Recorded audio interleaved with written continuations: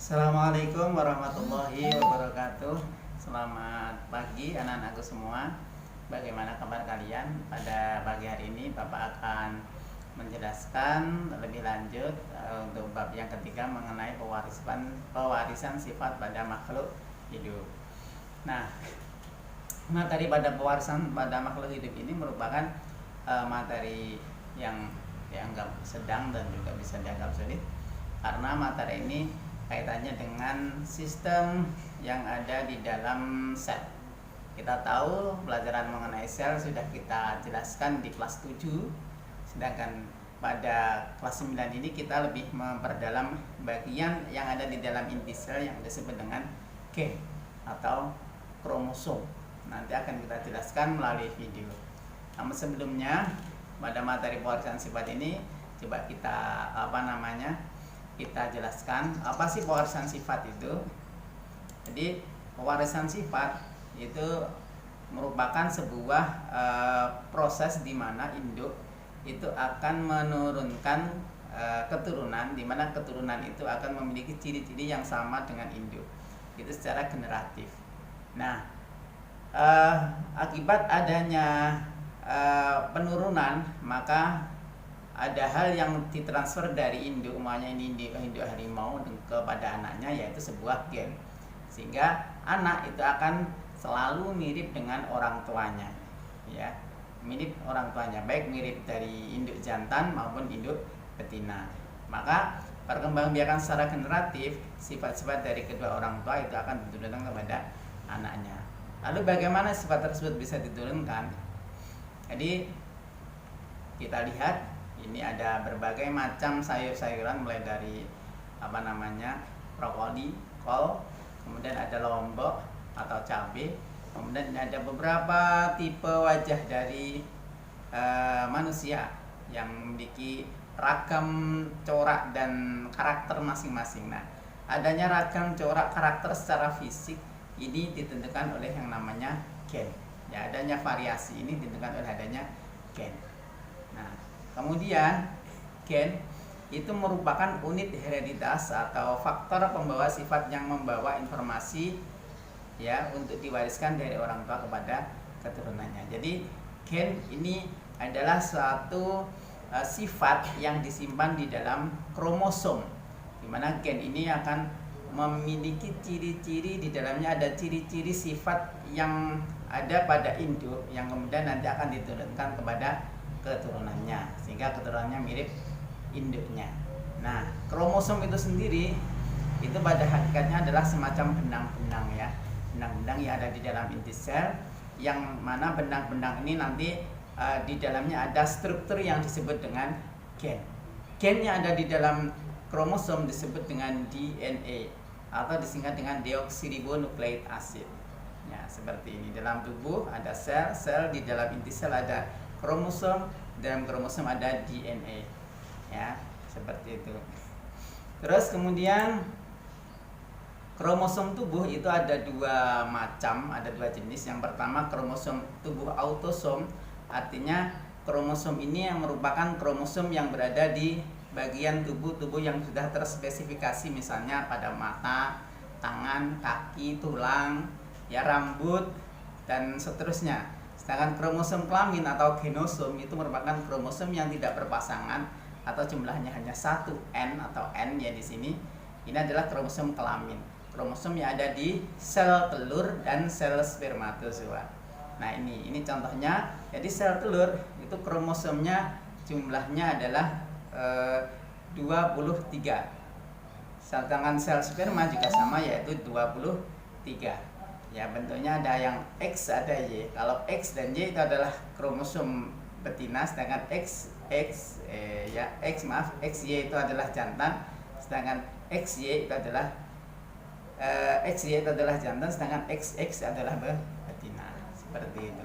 Itu nanti akan menjadi satu ketika membentuk zigot, atau antara sel kelamin jantan dan sel kelamin betina ketemu, kemudian akan membentuk zigot, sehingga akan terbentuk yang namanya kromosom berpasangan atau autosom. Berikutnya, siapa yang mencetuskan pertama atau disebut sebagai bapak berdiri genetik itu adalah namanya Mendel, atau nama lengkapnya Gregor Johann Mendel. Nah, dia melakukan percobaan pada tanaman ercis ya. Hukumnya disebut hukum pewarisan Mendel. Jadi prinsipnya seperti ini. Dia melakukan penyilangan terhadap tanaman kacang atau ercis ya. Tanamannya seperti ini. Itu alasannya kenapa? Sifat-sifat yang dapat dibedakan secara kontras, jadi sangat kontras. Dapat melakukan penyerbukan sendiri atau autogami maupun penyerbukan silang, mudah dilindungi dari gangguan dalam proses fertilisasi, cepat menghasilkan keturunan dan memiliki keturunan yang banyak. Ini alasan kenapa dia menggunakan tanaman ercis. Kemudian ini contohnya. Jadi Mendel menggunakan simbol, di mana simbol dominan itu dilambangkan dengan huruf besar T. Katakanlah misalnya adalah yang dominan adalah tinggi, tanamannya tinggi, T-nya berarti besar. Tanamannya pendek berarti T kecil. Sedangkan gen T atau besar berpasangan dengan gen T kecil. Sifat yang muncul adalah sifat dominan. Jika tinggi dominan berpasangan dengan T kecil, maka yang muncul dari sifat fisiknya itu adalah tinggi. Ya. Namanya adalah heterozigot. Heterozigot itu adalah ada dua kromosom antara kromosom tinggi dengan kromosom rendah yang berpasangan, sehingga yang dominan itu adalah kromosom tinggi atau T besar. Itu namanya heterozigot. Kemudian sifat fenotip merupakan sifat yang tampak dari luar. Jadi sifat daripada keturunan itu adalah sifat yang nampak secara fisik atau fisiologis ya. Nah, ini contohnya Mendel itu dengan kacang ercisnya. Katakanlah yang pertama adalah tanamannya kacang ercis itu tinggi. Ya, tanaman tinggi dilambangkan dengan T dan T. Jadi induknya adalah T. Sedangkan tanaman pendek itu T kecil. Kemudian kromosomnya itu adalah kromosom tunggalnya itu adalah T besar dan T kecil. Kemudian keduanya disilangkan, maka keturunannya itu akan membentuk T besar dan T kecil, gabungan dari dua gamet atau kromosom tunggal ini tadi. Maka disimpulkan dari persilangan dari tanaman tinggi dengan tanaman pendek, maka akan memunculkan tanaman tinggi ya, tanaman tinggi, karena yang dominan adalah T besar. Bisa dipahami ya. Nah, kemudian bagaimana jika ini hasil dari persilangan tanaman keturunan anak keturunan pertama dengan anak keturunan pertama itu ketika disilangkan bagaimana? Katakanlah yang dominan T besar tapi kromosomnya membawa T kecil. Nah, ini juga sama, maka bagaimana jika gametnya ada T besar, ada T kecil, T besar dan T kecil? Maka keturunan keduanya adalah ada T besar, artinya ini adalah dominan tinggi, T besar, T kecil dominan tinggi, dan T kecil itu adalah pendek. Berarti akan memunculkan keturunan yang kedua, yaitu tingginya 3, sedangkan pendeknya adalah 1. Nah, itu ya. Kemudian hukum Mendel ini ya, silakan kalian baca. Jadi segregasi secara bebas, independent segregation atau hukum Mendel 1. Gen memiliki bentuk-bentuk alternatif yang mengatur variasi pada karakter. Setiap individu membawa sepasang gen, satu dari induk jantan dan satu dari induk betina. Jika sepasang gen itu merupakan dua alel yang berbeda, alel dominan akan terekspresikan, alel resesif yang tidak terekspresikan tetapi akan diwariskan pada gamet yang dibentuk. Artinya adalah dominan ya, T istilahnya T tadi, T yang dimiliki oleh tanaman tinggi itu akan lebih dominan bila dibandingkan dengan T pada tanaman pendek. Ini hukum Mendel pertama. Kemudian ini persilangan. Jadi yang dilakukan Mendel itu adalah sebagaimana bentuk dari sebuah persilangan. Ada beberapa macam persilangan. Yang pertama ada persilangan monohibrid, yang kedua adalah persilangan dihibrid, yang ketiga ada polihibrid. Kita akan belajar monohibrid dan dihibridnya dulu ya. Jadi monohibrid itu seperti halnya yang pertama tadi, ada satu gen gen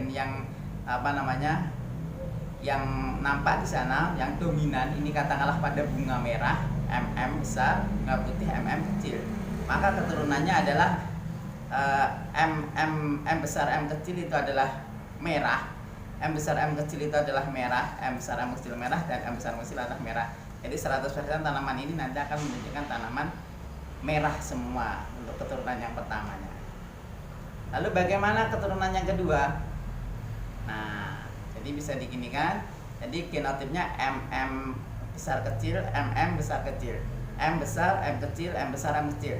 M disilangkan sebelumnya M disilangkan dengan M besar ketemu merah dominan, M besar M kecil ketemu merah dominan, tapi membawa M kecil. Kemudian M kecil M besar merah dominan, M kecil itu adalah putih. Jadi 75% adalah merah, sedangkan yang 25% adalah putih. 3 anak merah, 1 anak putih. Itu jika dari keturunan yang pertama disilangkan sesama dengan keturunan yang pertama. Kemudian persilangan monohibrid dominan tidak penuh atau istilahnya intermediate ya. Maka keturunan pertama itu adalah merah muda, M besar M kecil merah muda ya. Merah muda disilangkan sama dengan merah muda akan ketemu merah, kemudian merah muda putih ya, jadi merah muda putih. Merah mudanya 2, putihnya 1. Nah, coba kita lihat. Kemudian persilangan dihibrid atau 2 sifat yang berbeda ya, tinggi halus ya. Jadi ada tinggi, ada halus. Biji makanya ya, ini biji kacang atis itu satu tanamannya tinggi, bijinya halus, satu tanamannya pendek, bijinya kisut. Lalu bagaimana dengan gametnya? Ini ada kromosom TH besar, TH kecil ya. Ketemu anak pertama adalah tinggi halus, jadi tinggi halus tapi membawa kromosom pendek dan kisut. Lalu bagaimana keduanya jika disilangkan? Maka akan ketemu gamet seperti ini, tinggi halus TH TH TH TH TH TH. Jika ditampilkan seperti ini ya, TH TH TH TH ya, TH TH seperti ini ya. Jadi ini disilangkan dengan ini dengan ini ketemu ini disilangkan ketemu ini disilangkan dengan ini ketemu ini. Oke, terus kemudian hasilnya gimana? Kita lihat. Nah, ini ya. Jadi hasilnya ini. Ya, TTHH ini adalah tinggi halus. Nah, seperti ini ya. Jadi tinggi halusnya 9, pendek halus 3, tinggi kisut 3, pendek kisut 1. Oke, nah. Jadi ini adalah hukum kedua. Setiap gen dapat berpasangan secara bebas dengan gen lain. Hukum Mendel 2 ini hanya berlaku untuk gen yang letaknya berjauhan. Hukum Mendel 2 ini juga tidak berlaku untuk persilangan monohibrid. Jadi hanya dihibrid saja. Ini ya. Contohnya tadi yang dihibrid ya. Bulat kuning, bulat kuning, bulat hijau, kisut kuning, kisut kuning, kisut kuning, kisut hijau. Seperti itu ya. Nah, silahkan kalian sambil membaca bukunya, saya kira akan bisa lebih mudah dipahami. Jadi persilangan organisme hibrid itu contohnya adalah jagung hibrida yang sudah teraplikasikan di pertanian kita di Indonesia ya. Ada kelapa hibrida, anggur hibrida, anggrek ya, sapi unggul, ayam unggul dan seterusnya. Ini kesimpulannya.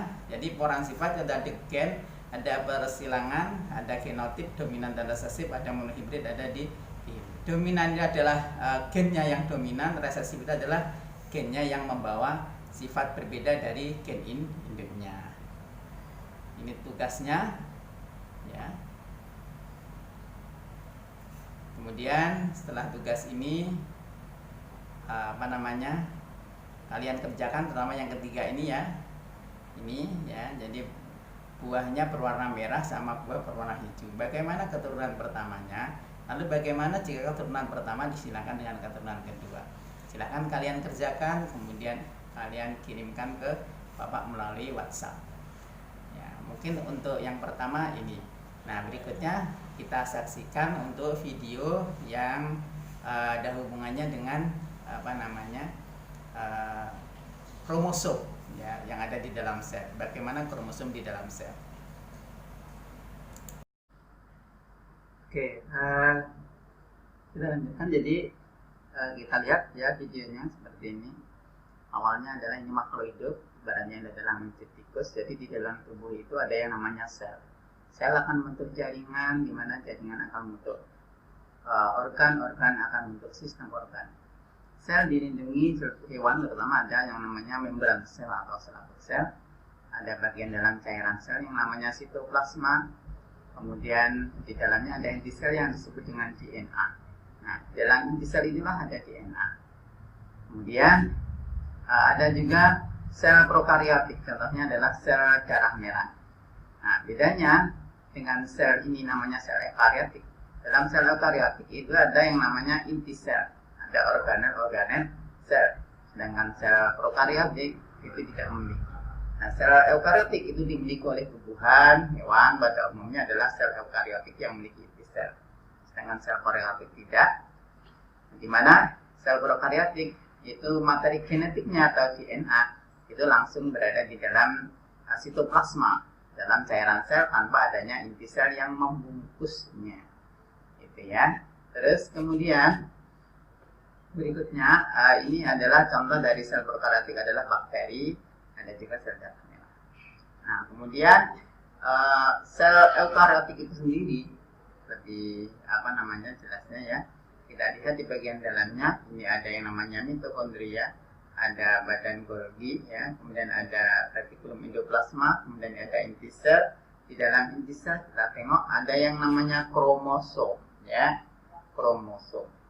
Kromosom ini adalah sebuah untaian daripada istilahnya DNA. Jadi DNA yang dipintal itu pintalannya namanya kromosom. Kromosom seperti ini. Nah, DNA itu adalah gen, jadi yang membawa sifat pada makhluk hidup itu sendiri. Nah, mungkin itu yang bisa Bapak sampaikan. Silahkan tugas yang ada di PPT tadi kalian kerjakan, kemudian kalian kumpulkan sesuai dengan prosedur yang sudah kita lakukan setiap minggunya ya. Terima kasih. Apabila ada kesalahan mohon maaf. Assalamualaikum warahmatullahi wabarakatuh.